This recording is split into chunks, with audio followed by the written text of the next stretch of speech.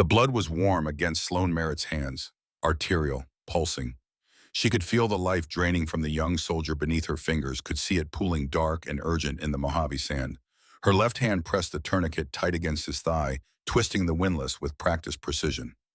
90 seconds. That was all the time Corporal Hughes had before unconsciousness. 2 minutes before permanent damage. 3 before death. Her right hand hovered above the Barrett M82 lying 3 feet away in the dust. The rifle was still warm from firing. 50 caliber. 30 pounds of steel and precision. A weapon she had sworn never to touch again. A weapon she had just used to kill a man at 850 meters. The voices around her were distant, shouting, radios crackling, boots pounding across hard-packed earth. But in this moment, kneeling in the blood and sand, Sloan Merritt existed in perfect clarity. Her hands knew what to do. Both of them. One to save, one to take. The hands her father had trained, the hands her mother had tried to still, the hands that would change everything. But that moment was still 4 hours away. The morning had started the way every morning started at Fort Barstow. Hot, dry, relentless. Sloan stood in the supply tent at 0600 counting inventory. Medical supplies, bandages, tourniquets, hemostatic gauze. She ran her finger down the clipboard, marking each item with mechanical efficiency. Her uniform was already damp with sweat despite the early hour. Outside, the Mojave Desert stretched endlessly in all directions, a landscape of rock and scrub and merciless sun. 14 months. She had been here 14 months. Not as a medic, not using the skills she had spent 5 years honing as an EMT in Billings, Montana. Not saving lives in emergency rooms or stabilizing trauma patients or doing the work she had joined the Army to do. 14 months counting boxes. The error had been administrative, a misplaced form during in-processing. A checked box that should have been unchecked.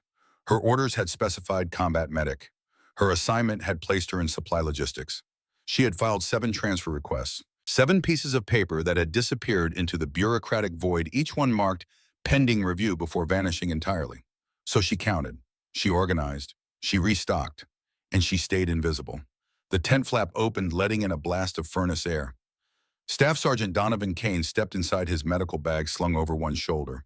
He was 34, but looked older, with deep lines around his eyes and a permanent tension in his jaw. 2 medics had transferred out last month. He was carrying the workload of 3 men. Morning specialist. His voice was flat, professional, distant. Morning sergeant. He scanned the shelves, grabbed a box of IV supplies, and turned to leave. No conversation. No acknowledgement that she had worked as an EMT for 5 years before enlisting. No recognition that she knew every item in this tent better than anyone on base. She was just the supply girl. Kane paused at the entrance, his back to her. For a moment, she thought he might say something, ask for help, admit he was drowning, but he just shifted the bag on his shoulder and walked out into the brutal morning light. Sloan watched him go, returned to her clipboard. Box 47, box 48, the routine that had defined 14 months. The heat built steadily as the sun climbed. By 0800, it was 103 degrees. By 0900, 110. The desert was patient and cruel, and it did not care about human schedules or human comfort. Sloan had grown accustomed to it.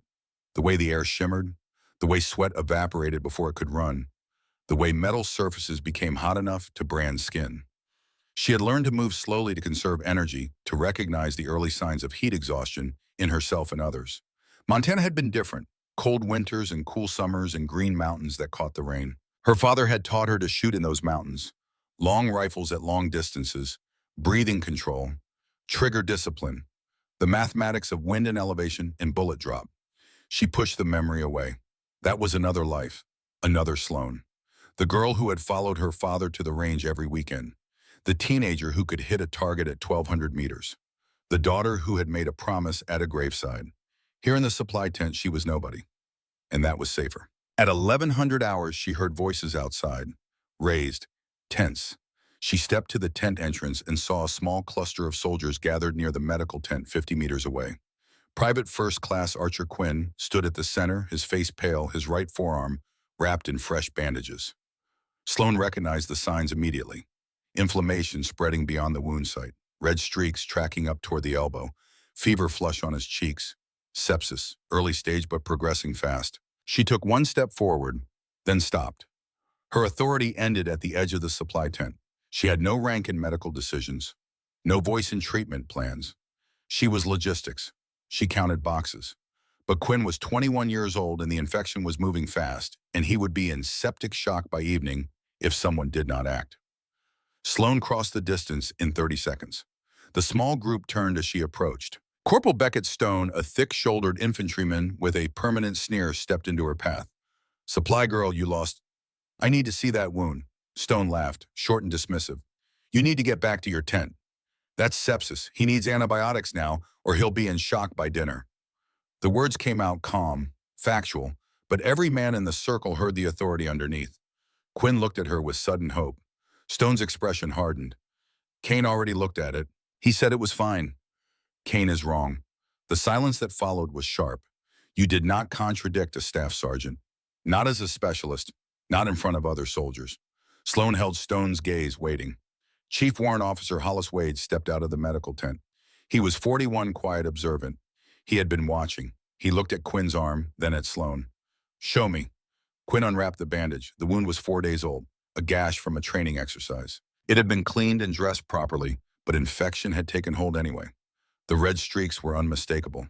Lymphangitis. The bacteria was spreading through his lymphatic system toward his heart. Wade studied it for 10 seconds. Then he turned to Quinn. "Report to sick call now. Tell Kane I sent you and that specialist Merritt identified early sepsis." Quinn moved immediately. Wade looked at Sloan, his expression unreadable. "Good eye, specialist." She nodded once and walked back to the supply tent. Behind her, she heard Stone's voice low and sharp. "Just a supply girl playing medic." She had heard worse. She would hear worse still. The day burned on. The temperature peaked at 115 degrees. Sloan completed the inventory, filed the paperwork, organized the shipment scheduled to arrive tomorrow.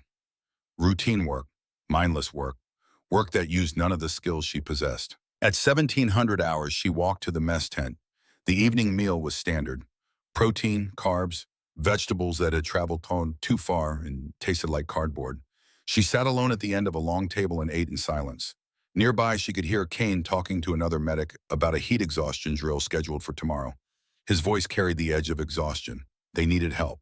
She could provide it. But the system had placed her in a box labeled Supply Logistics, and the system did not easily acknowledge its mistakes. After dinner, Sloan returned to her personal tent. Small, sparse, a cot, a footlocker, a solar lantern.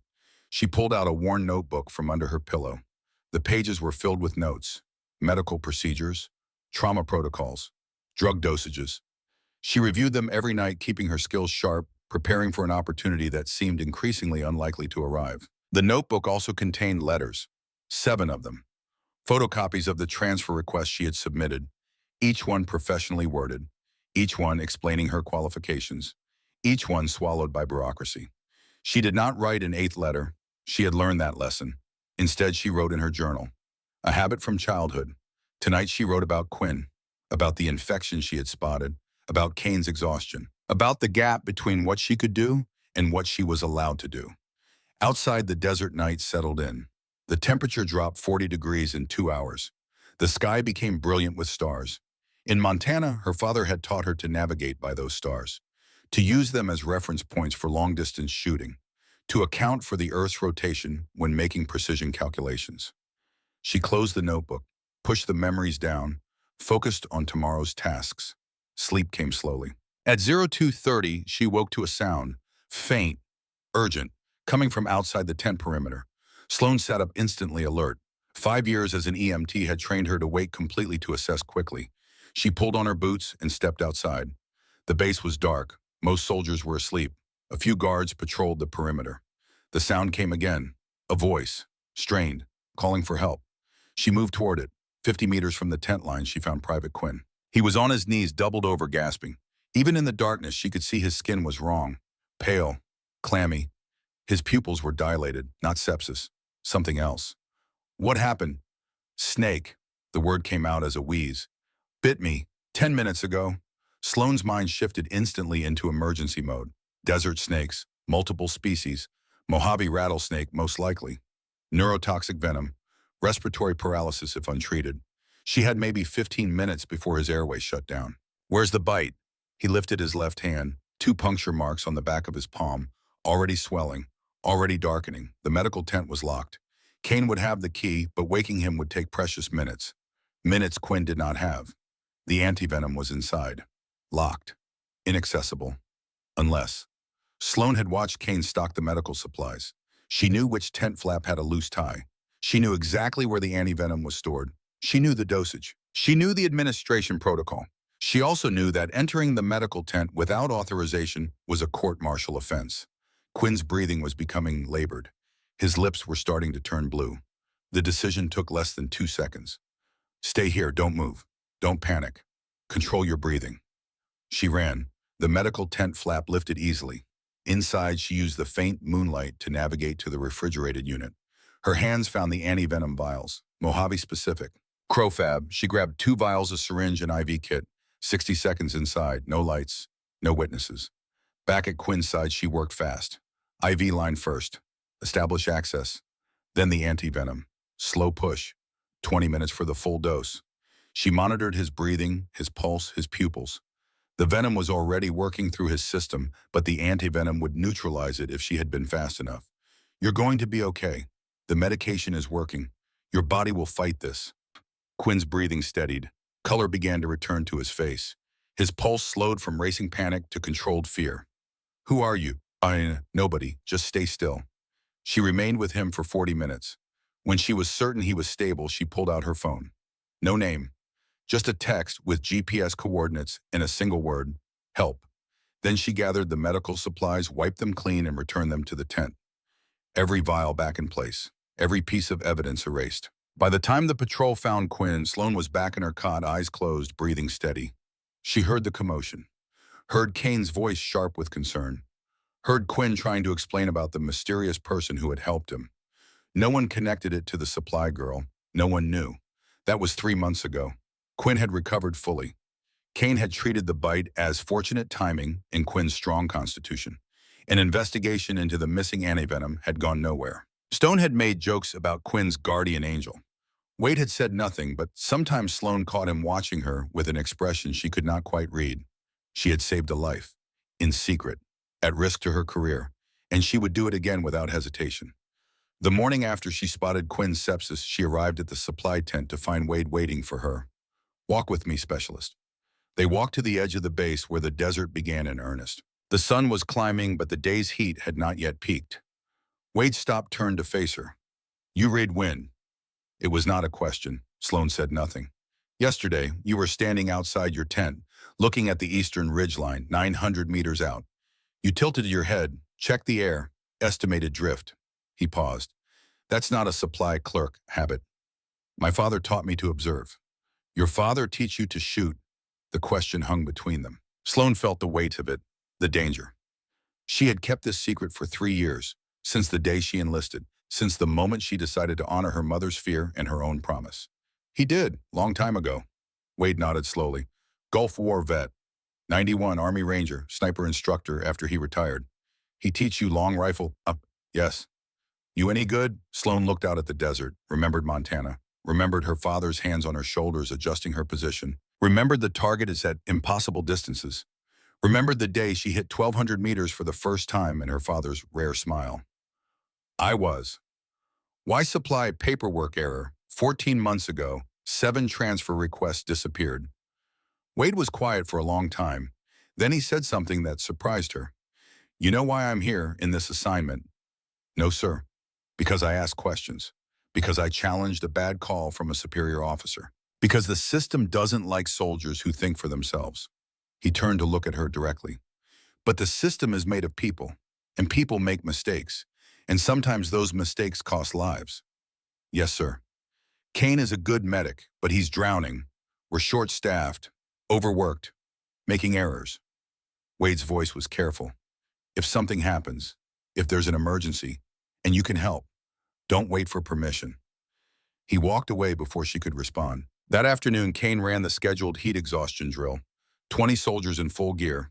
Desert march. 2 hours. Simulated casualty scenarios. Sloan watched from the supply tent as they moved through the exercises. Kane's protocols were solid but outdated.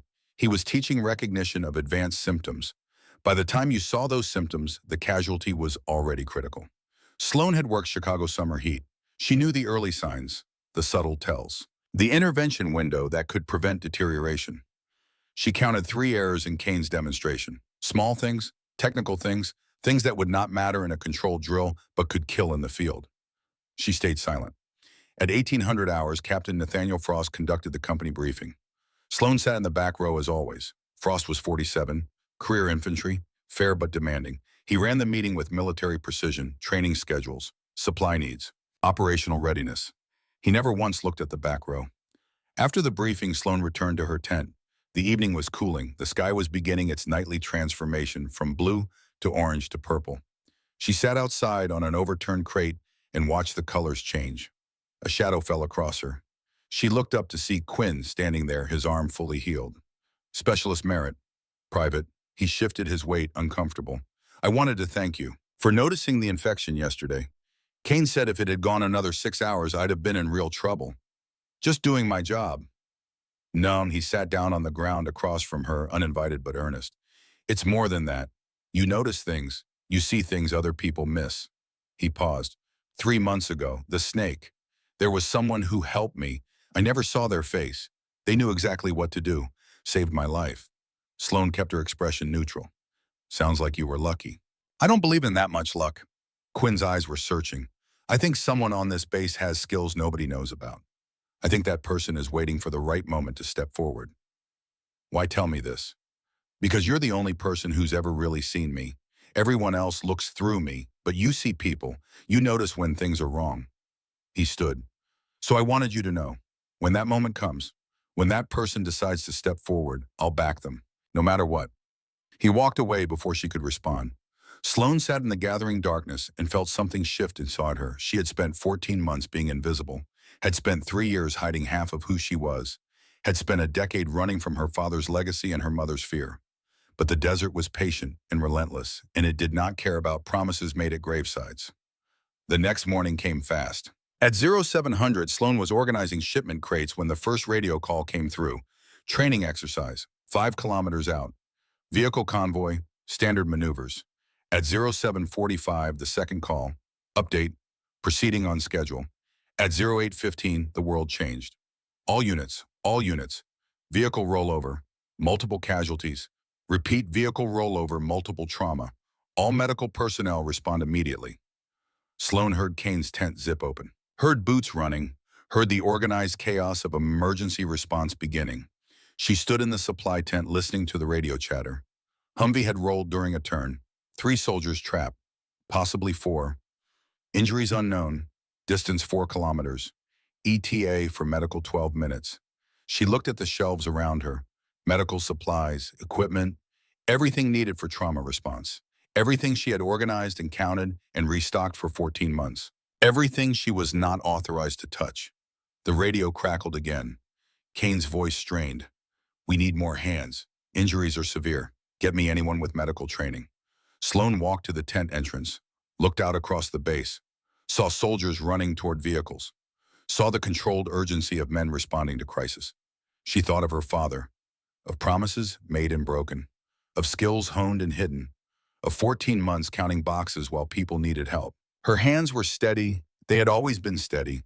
The hands that could suture wounds and splint fractures and stop arterial bleeding. The hands that could hold a rifle at 1,000 meters and adjust for wind and breathe through the shot. Both hands. Sloan grabbed a medical kit from the supply shelf, slung it over her shoulder, walked out into the brutal morning sun. Captain Frost was coordinating the response. He saw her approaching with the kit, and his expression hardened. Specialist, return to your post.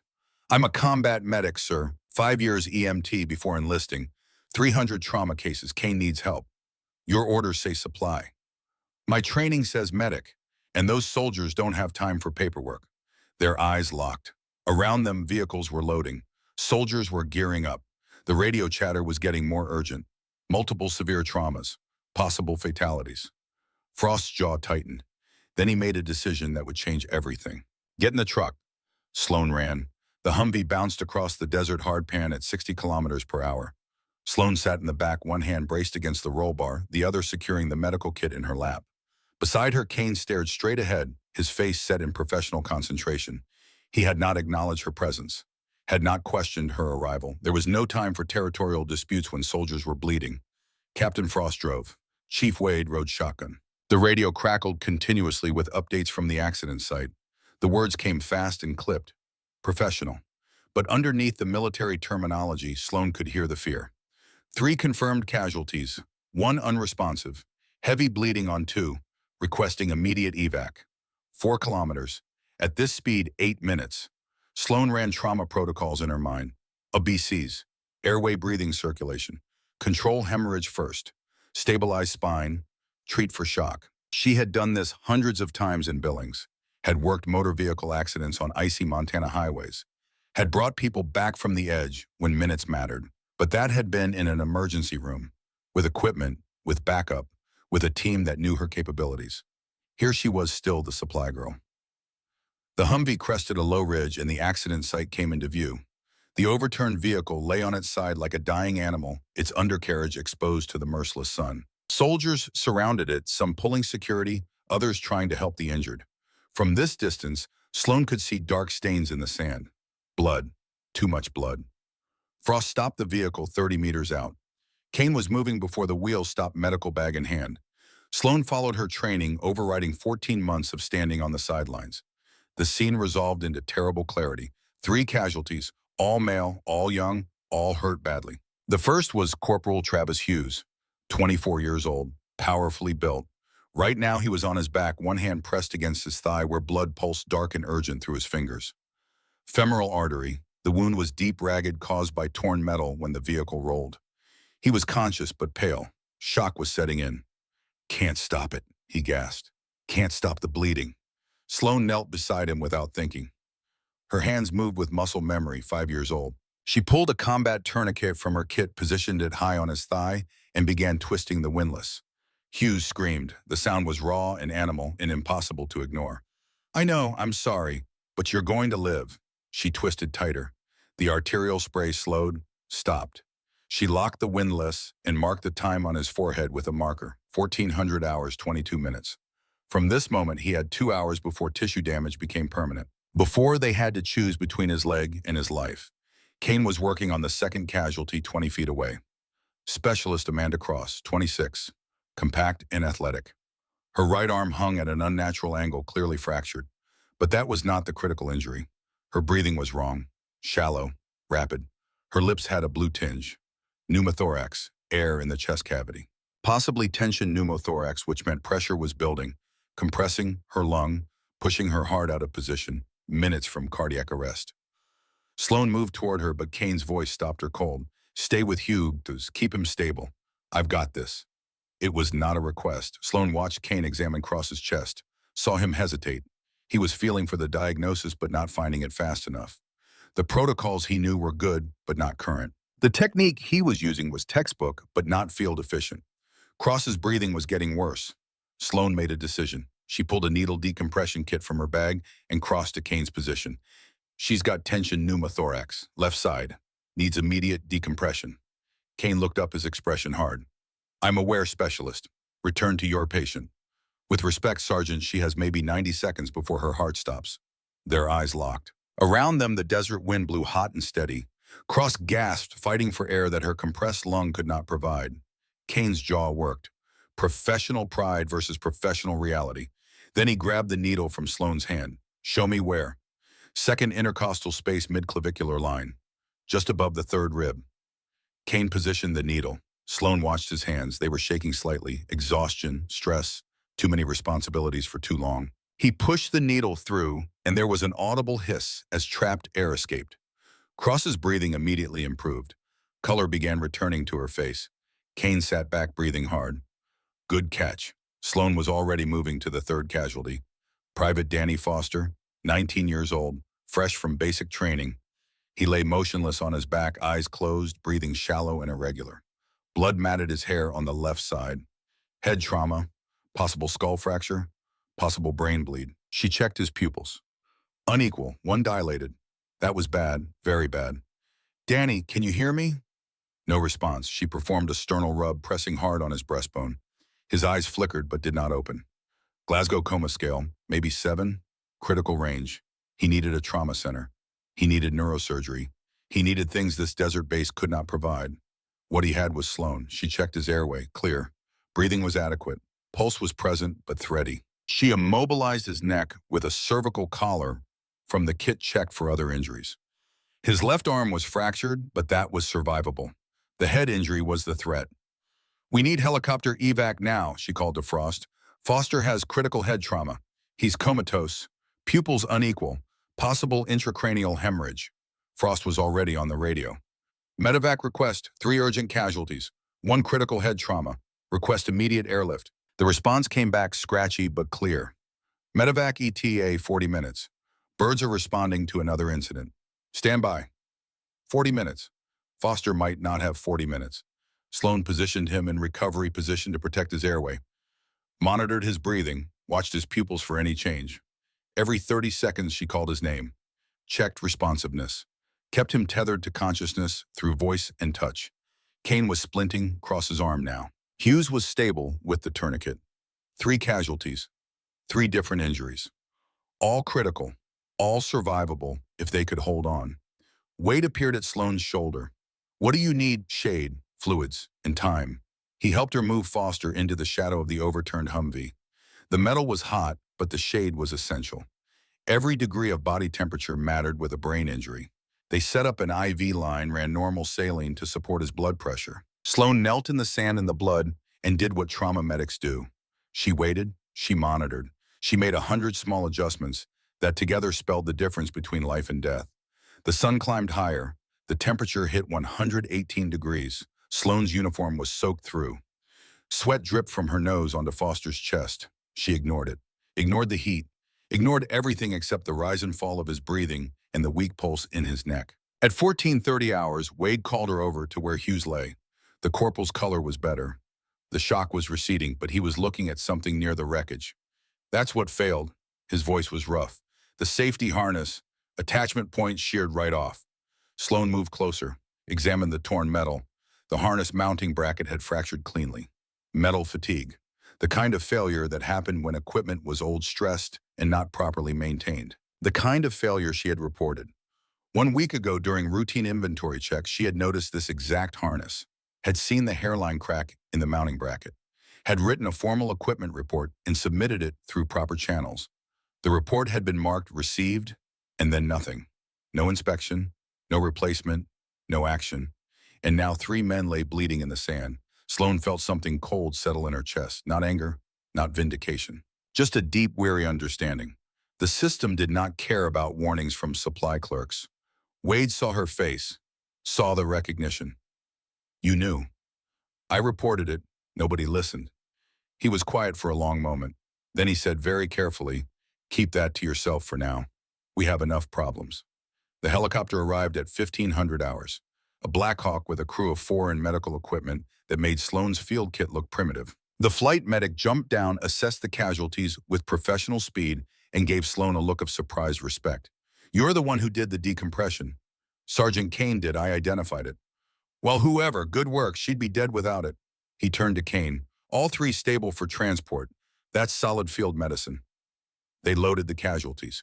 Hughes with his tourniquet, Cross with her splinted arm and decompressed chest, Foster with his fragile brain injury and uncertain future. The rotors spun up. Sand and dust exploded outward in a blinding cloud. And then they were gone, lifting up and away toward the regional medical center 80 kilometers south.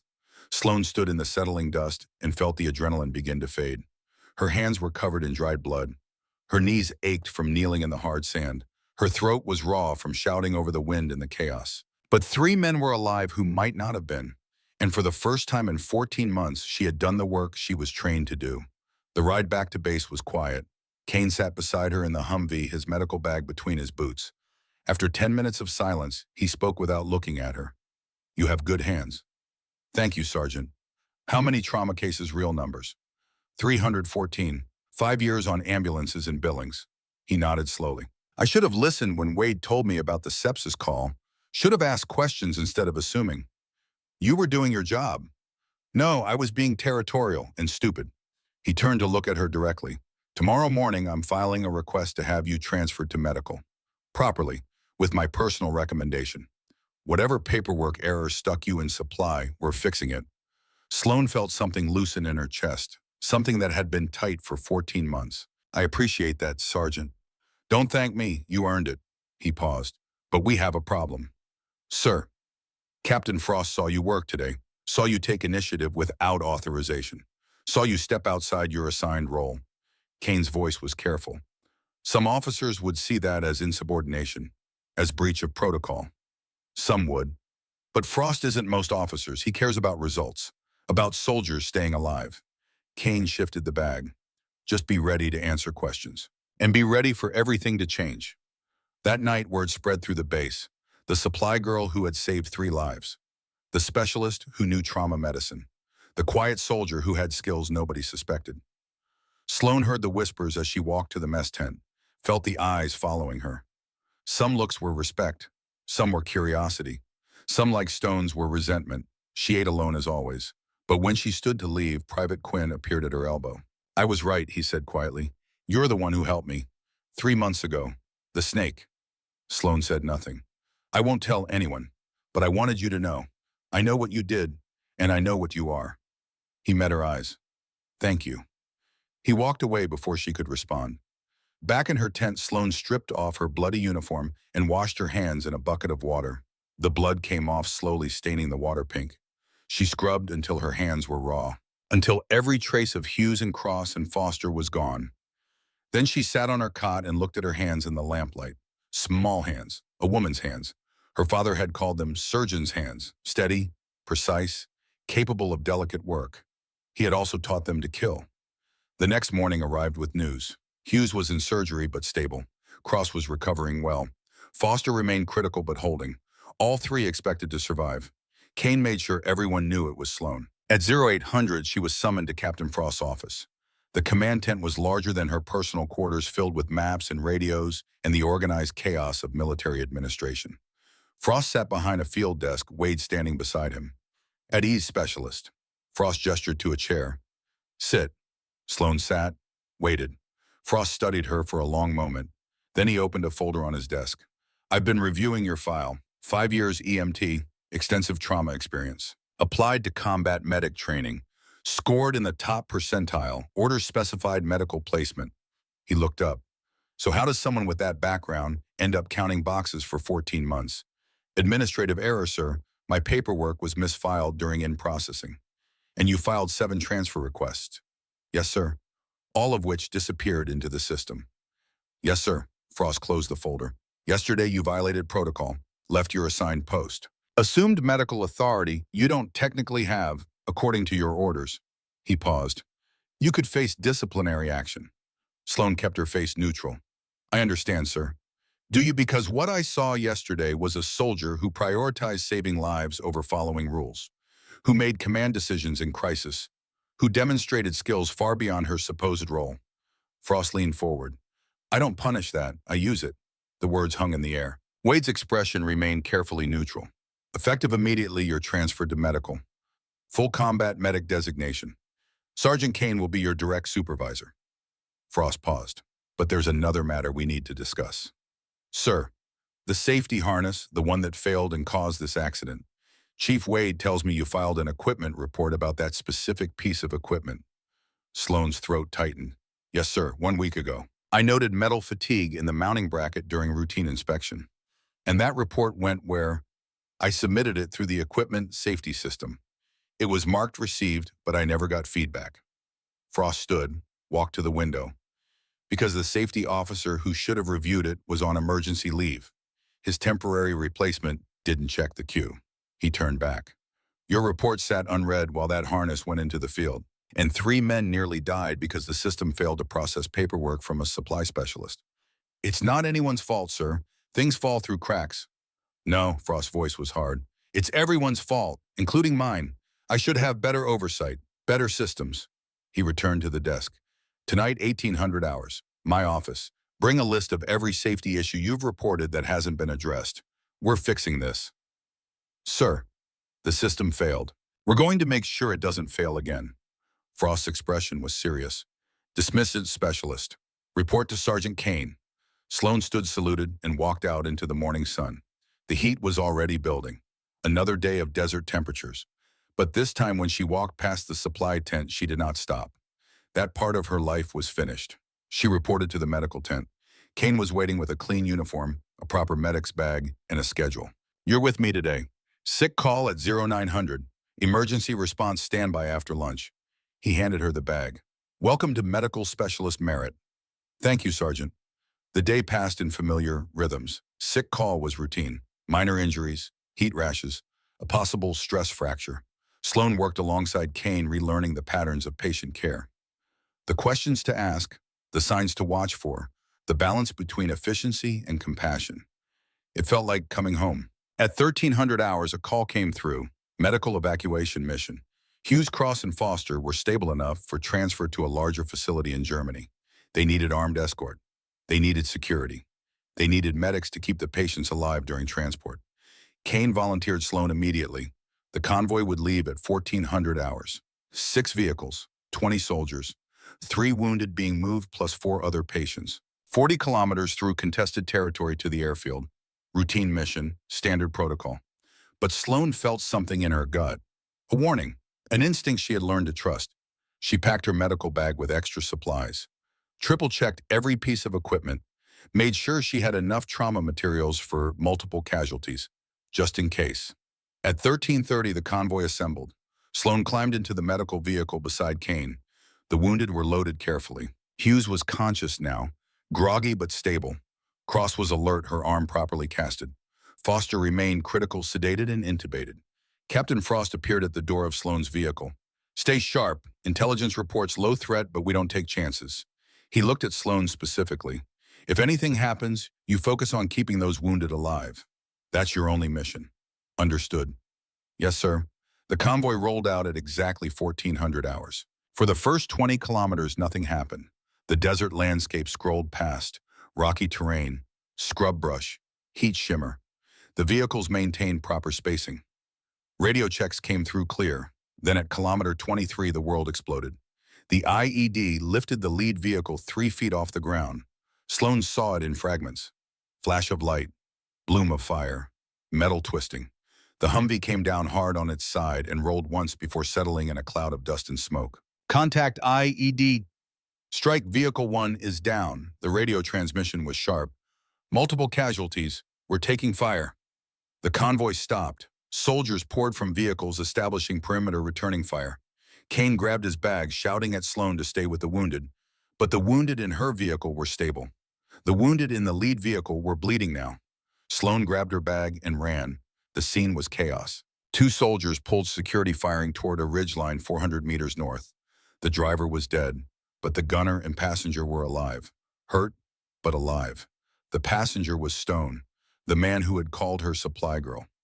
Right now he was on his back, his left leg bent wrong, compound fracture, bone visible through torn flesh, arterial bleeding. He was screaming. Sloan dropped beside him. Stone, look at me. His eyes found hers, wild with pain. I'm going to stop the bleeding. It's going to hurt, but you're going to live. She positioned the tourniquet and twisted. Stone's screams intensified. Sloan blocked them out. Focused on the windowless, on the arterial flow. On the clock. The bleeding stopped. She marked the time. 13:17 hours. Kane was working on the gunner. Sucking chest wound. Tension pneumothorax. The same injury Cross had sustained. Decompression kit. Kane's voice was urgent. Sloan pulled supplies, handed them over. Her hands moved automatically while her brain processed tactical situation. They were stopped in a kill zone. Standard ambush protocol. Hit the lead vehicle, stop. The convoy engaged with direct fire. A bullet cracked past her head. Close enough to hear. Sniper North Ridge. Wade's shout. 850 meters. Single shooter. More bullets impacted. Not automatic fire. Deliberate. Aimed. Someone with skill was targeting exposed soldiers. Kane finished the decompression. The gunner's breathing stabilized, but they were still pinned. Sloan heard the distinctive crack of the Barrett M82. Corporal Davis, their designated marksman, returning fire. 50 caliber rounds tore into the ridgeline. But the enemy sniper kept shooting. Davis fired again, and again, missing. Then a sound that made Sloan's blood cold. Davis cursing. She looked over. He was gripping his right shoulder, blood seeping through his fingers. The Barrett lay in the sand. He had been hit. Sloan made a split-second decision. Wade covered Davis's sector. She sprinted to Davis's position. Let me see. It's nothing. Get back to Stone. Stone is stable, you're bleeding. She pulled his hand away, through and through, posterior deltoid entry, interior exit, clean wound, no arterial involvement, painful but survivable. She worked fast, pressure dressing on both wounds, Israeli bandage, circulation check, nerve function intact. You'll need surgery, but you're not losing the arm. Can you move to casualty collection? Davis nodded, face gray. Then go. He stumbled away. Sloan turned and found herself facing the Barrett. 30 pounds of precision steel. The weapon that could end this. The weapon that required skills she had promised never to use. Frost appeared beside her, crouching. We need that gun. That sniper has us pinned. Can't evac. Can't do anything until he's neutralized. Another bullet cracked past, impacted near Stone. Wade said you can shoot. Not a question, not an order. An opening. Sloan thought of Montana, of her father, of promises made at gravesides, of the oath to heal and never harm. She thought of 23 soldiers who would die if this convoy could not move. Both hands. I need Davis's spotter scope, and I need Wade to watch Stone's tourniquet time. Frost's expression didn't change. Done. Wade appeared, took over Stone's position, met Sloan's eyes with understanding. Sloan picked up the Barrett. The weight was wrong, balance unfamiliar. She had never fired this weapon, but physics were physics. She moved to the disabled vehicle's rear, found cover with clear sightline, 850 meters to the ridgeline. She could see the rocks, the occasional muzzle flash. The rifle settled against her shoulder. Too heavy. She adjusted, found the balance. Through the scope, the world narrowed. The enemy position resolved. Rocks, shadows, dark shape barely visible. Sloan controlled her breathing. 4 seconds in, 7 hold, 8 out, the rhythm her father taught her. The enemy rose to fire. Her finger found the trigger. She began the press, then stopped. Her hands were shaking. Not from fear of missing, from the weight of what this meant. Squeezing this trigger would shatter every promise, would transform her from healer to killer. The enemy fired. A soldier screamed, hit, wounded. Sloan closed her eyes, heard her father's voice. A weapon is just a tool. What matters is why you use it. She opened her eyes, settled back, found the target. The enemy rose again. Sloan squeezed. The Barrett erupted. Recoil slammed her shoulder. The scope jumped. When it settled, the enemy was still there. Miss. 2 feet left. Around her, Stone's voice. Supply girl playing soldier. Sloan did not respond. Worked the bolt. Chambered another round. Her first shot had been data. Had shown her the win. Had taught her the rifle. This shot would be different. The enemy rose. Faster. More careful. Sloan did not think. Just let her body remember. Let training override promises. She breathed. Aimed. Squeezed. The bullet flew for 2 seconds. The enemy sniper dropped. Did not rise. Silence. Then Frost's voice. Threat neutralized. Prepare to move. Sloan set the rifle down. Her hands were steady. The shaking was gone. What remained was cold knowledge. She had killed a human being. Had broken promises. Had crossed lines. Had saved 23 lives. Sloan stood, walked back to Stone, checked his tourniquet. 40 minutes on the clock. Still had time. Stone stared at her. His face showed confusion, fear, awe. I saved your life, again. Sloane's voice was flat. Now stop talking. But Stone grabbed her wrist. I was wrong about everything. Doesn't matter now. It does. His grip tightened.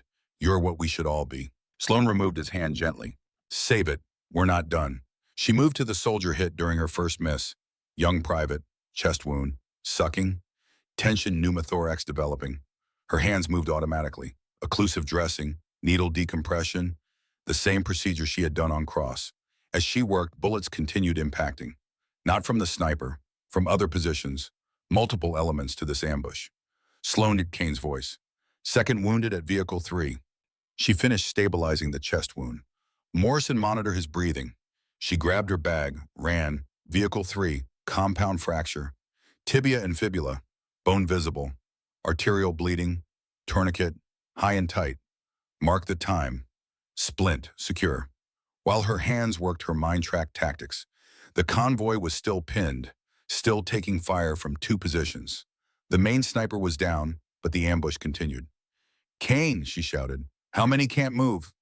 4 plus the original 3. 7 casualties. Too many to carry, too many to leave. Wade appeared. We need to suppress those positions or we're stuck until dark. Sloan finished the splint. Where are they? 9 o'clock, 400 meters. Small arms. 3 o'clock, 600. Probable RPG, 400 and 600. Within Barrett range. But she was needed for medical. Unless. She looked at Kane. Can you handle triage for 5 minutes? Why bowing? Because I need to clear those positions so we can move these wounded. Kane's eyes widened. You're going back on the rifle. It's the only way. You're a medic. Right now I need to be both. Sloan stood. 5 minutes, then I'm back to medical. She ran to the Barrett, picked it up. The weight was less foreign now. 9 o'clock first. 400 meters. She found the target. Muzzle flashes. 3 shooters. She aimed center mass. Fired. The .50 caliber round destroyed. The shooting stopped. She shifted. 600 meters to 3 o'clock. Harder angle. But she had the rifle calibrated. Through the scope, someone loading an RPG. If that launched, they would lose a vehicle. Would lose lives. She breathed. Aimed. Fired. The RPG position went silent. All threats suppressed. Frost on the radio. Load wounded 90 seconds. Sloan set the rifle down. Returned to casualties. Helped load stone. Helped secure the chest wound patient. Helped stabilize the compound fracture. Her hands moved seamlessly between rifle and medical bag. Between killing and healing. Between the two halves of who she was. Both hands working together. The convoy moved. Slowly. Carefully. But it moved. 40 minutes later, they reached the airfield. The C-130 was waiting. Sloan helped transfer all 7 wounded. Stone, the chest wound, the compound fracture, Davis, and the 3 from yesterday, Hughes, Cross, Foster, all alive, all going home. As the plane's engine spooled, Kane pulled her aside. That was the most incredible thing I've ever seen. What? You transitioning between roles. Medical to tactical to medical. Saving lives with both hands, literally. He shook his head. I've been a medic 14 years. Never saw anyone do that. I did what was necessary. No, you did what was possible when someone refuses to be limited. Kane's expression was serious. That's going to change things. For you. For all of us. The plane lifted off, carried 7 wounded towards safety. Sloan watched it climb, felt the adrenaline fading, felt the weight settling, the weight of crossing lines, of breaking promises, of becoming something she had tried not to be. Wade appeared beside her, said nothing, just stood there. Finally, you okay? I killed people today. You saved 23. Does that math work? Wade was quiet. Then your father. The one who taught you. Did he ever talk about why? He said skills aren't moral, they're neutral. What matters is its application. He was right. Wade turned to face her. You applied killing to save lives.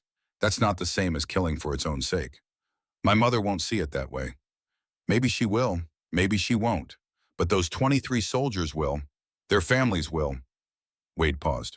You made an impossible choice in an impossible situation. That takes courage. The convoy formed for the return journey. Sloan climbed into her vehicle, sat in silence for the 40-kilometer drive. When they arrived, the base was waiting. Word had spread. The supply girl who had become a medic. The medic who could shoot. The soldier who had saved lives with both hands. Frost called her to his office immediately. Colonel Patricia Anderson was waiting. 2 stars. Brigade commander. Her expression unreadable. Specialist Merritt, sit. Sloan sat. Kept her spine straight. Anderson opened a folder. In 72 hours, you have violated protocol, exceeded authority, demonstrated undisclosed capabilities, and killed 3 enemy combatants. She looked up. Normally, that would trigger investigation, possibly Article 15, possibly discharge. Yes, ma'am. But 7 soldiers are alive because of your actions. 7 who would be dead if you had stayed in your assigned role. Anderson stood. So instead of investigating, I'm changing your designation. She pulled out new orders. Effective immediately, dual MOS 68 Yuan, combat medic, and 11B designated marksman. You will serve in both capacities as mission requires. You will train others, and you will help build a program that transforms how we think about soldier capabilities. Sloan felt the weight, not relief, responsibility. Additionally, Army Commendation Medal for your actions. Anderson returned to her desk. But there's one more matter. The door opened. Quinn walked in, followed by Stone on crutches, followed by Cross with her arm casted, followed by Hughes walking carefully but walking, followed by Foster moving slowly with a cane, a slight limp but alive and conscious and here. Anderson gestured. They asked to be present. Quinn spoke first. 3 months ago, I was dying from a snake bite. Someone saved me. I never knew who until I checked medical logs. He looked at Sloan. It was you. You risked court-martial to save my life when no one was watching. Cross spoke next. 2 days ago, you diagnosed my collapsed lung, walked Kane through the procedure. I'd be dead if you hadn't. Stone's voice was rough. Yesterday and today, you saved my life twice, after I treated you like shit. He met her eyes. I was wrong. Hughes stepped forward. His leg was healing well. I was told I might lose my leg. Your tourniquet saved it. Your skill saved my life. Foster spoke last. His words came slowly, carefully. Brain injury recovery. I don't remember the accident, but I'm told I shouldn't be here. Shouldn't be walking. Shouldn't be talking. His eyes were clear. You're the reason I can. Anderson's expression remained neutral, but her eyes showed approval. Unauthorized treatment in Quinn's case could warrant charges, but I'm interpreting it as emergency intervention. No disciplinary action. Each of them shook Sloane's hand. Quinn, Cross, Stone, Hughes, Foster. 5 lives connected to hers through moments of crisis and skill. Stone was last. When I heal fully, I want to learn what you know. Both parts. Will you teach me? Sloane heard herself say, when you're ready. After they left, Anderson added one final thing. 2 weeks, Pentagon, you'll brief senior leadership on integrated combat operations. If they approve, you'll help build something that changes the Army. That evening, Sloane sat outside her tent. The sun was setting. Everything was changing. She pulled out her phone, the call she had been avoiding. Her mother answered immediately. Sloane, are you safe? I'm safe, Mom. The news is reporting casualties. An ambush. Mom, I need to tell you something. Sloane took a breath. I broke my promise. I picked up a rifle. I killed people. The silence stretched. Why? Because 7 soldiers were dying, because the only way to save them was to use everything Dad taught me. Not just medicine. Everything. Her mother's voice was small. You promised. I know, and I tried to keep it for 9 years. But there are people alive because I broke it. People with families. More silence. Her mother crying. Was there another way? No. You're certain, yes. Her mother breathed for a long time. Then, your father made me promise something. The night before he died. He said if you ever needed those skills to save lives, I shouldn't stand in your way. Sloane's throat tightened. What? He said he didn't teach you to make you a soldier. He taught you to make you capable when capability mattered. Her voice broke. He said the worst thing would be if you could save people, but didn't because of fear. Mom, I'm terrified. Terrified you'll carry the weight he carried, that it'll break you. She was crying openly, but he would be proud. Proud you found a way to use his gift for good. I love you. I love you too. Be careful and call me. The call ended. Sloane sat in the cooling desert air and let herself feel it. The grief, the relief, the weight and the permission to carry it differently. That night she slept deeply for the first time in 3 days. 6 months passed in a blur of construction and curriculum and change. The desert winter arrived, cold and sharp. The base evolved, and Sloane built something that would outlast her. At 0800 on a February morning, she stood in the new training facility. 28 students sat in neat rows, all volunteers, infantry, artillery, logistics, 2 officers, all wanting to learn what she had proven possible. Integrated combat medicine, the official name, the approved curriculum, the program authorized for multi-base implementation. The students called it both hands. Sloane wore sergeant stripes now. Promotion had come with program approval. Quinn stood at the back as assistant instructor. Stone was there too, medically retired but hired as civilian tactical instructor. Kane ran medical. Wade supervised. The team had become something larger than its parts. Welcome to Integrated Combat Medicine, Sloane's voice carried. Over 12 weeks, you'll learn to function as combat medic and designated marksman. You'll learn to save lives under fire. You'll learn to transition instantly. You'll learn that your hands can hold a needle or a rifle, and both are honorable when lives depend on them.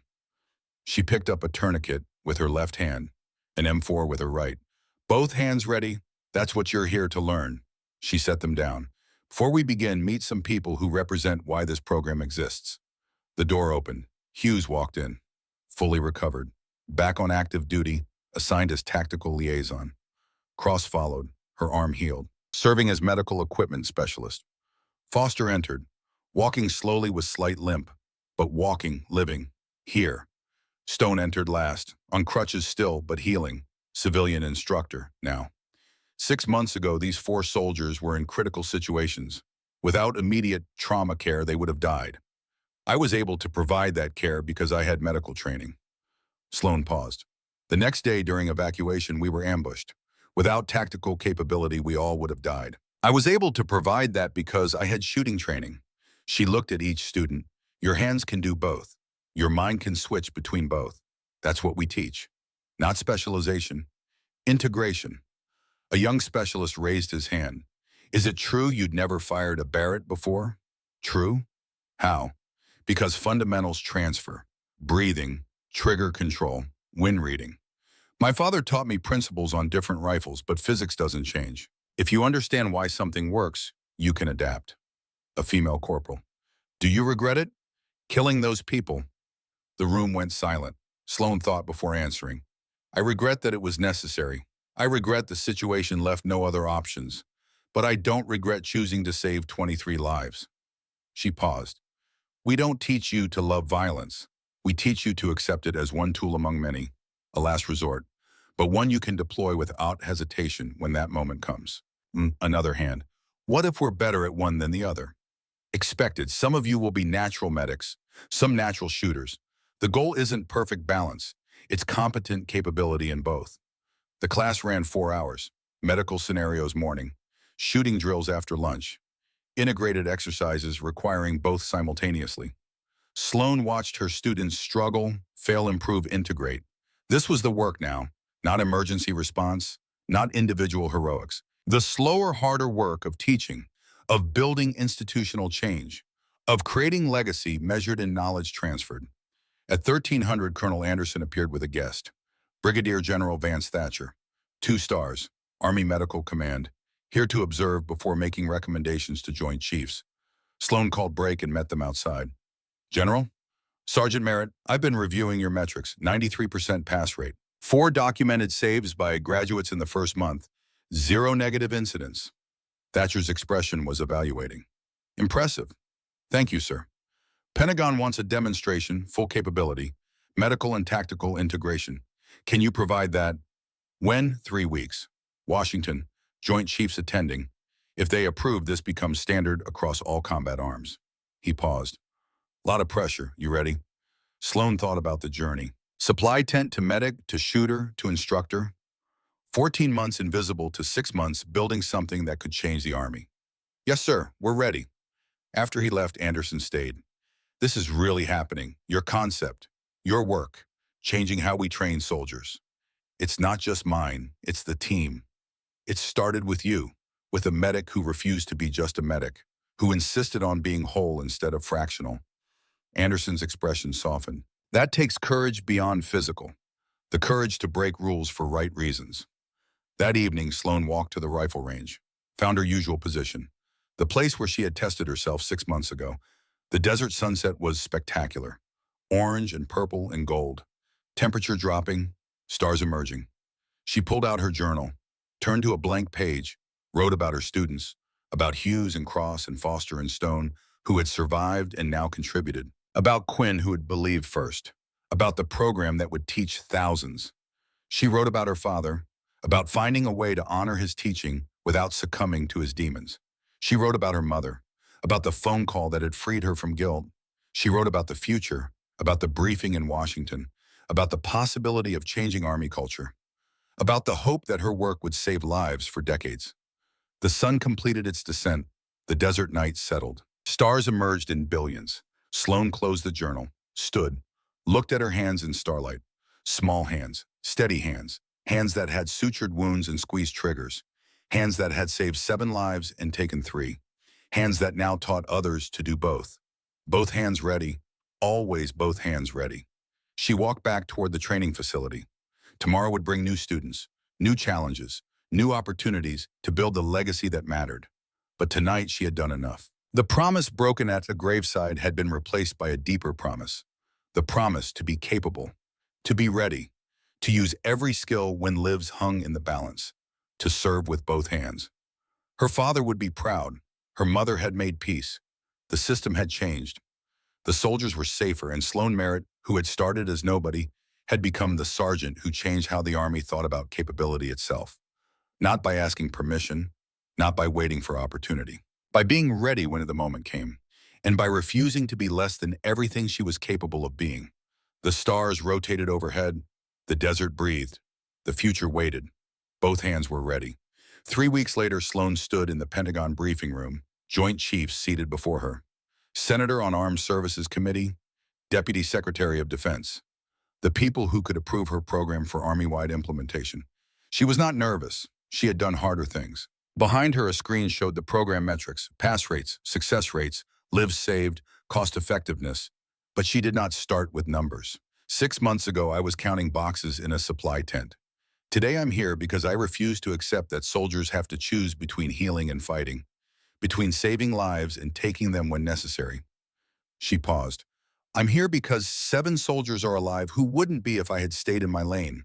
She clicked to the next slide. Photos of Hughes Cross, Foster Stone, Quinn Davis, and the compound fracture patient from the ambush.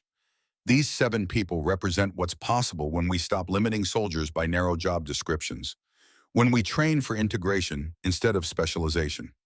She walked them through the curriculum, the philosophy, the results, the testimonials from graduates who had already used their training to save lives. When she finished, the chairman of the Joint Chiefs stood. Sergeant Merritt, your program is approved. You'll have 2 years and full funding to scale this across the Army. After that, we'll evaluate for joint service implementation. He paused. This is the kind of innovation we need. Thank you. Sloan flew back to Fort Barstow that night. When she arrived, her team was waiting. Kane, Wade, Frost, Anderson, Quinn, Stone, Hughes, Cross, Foster. The people who had believed, who had supported, who had made this possible. They did not celebrate with words, just nods, handshakes, understanding that the real work was just beginning. Because approval meant responsibility, meant scaling, meant training instructors who would train thousands, meant building something that would save lives for generations. But as Sloan stood with her team in the cool desert night, she felt something she had not felt in years. Peace. She had found her place, had honored both halves of who she was, had built something meaningful from broken promises and hard choices. The supply tent girl was gone. The medic who could shoot remained. But more than that, the instructor who was changing what soldiers could be. Both hands ready, always both hands ready.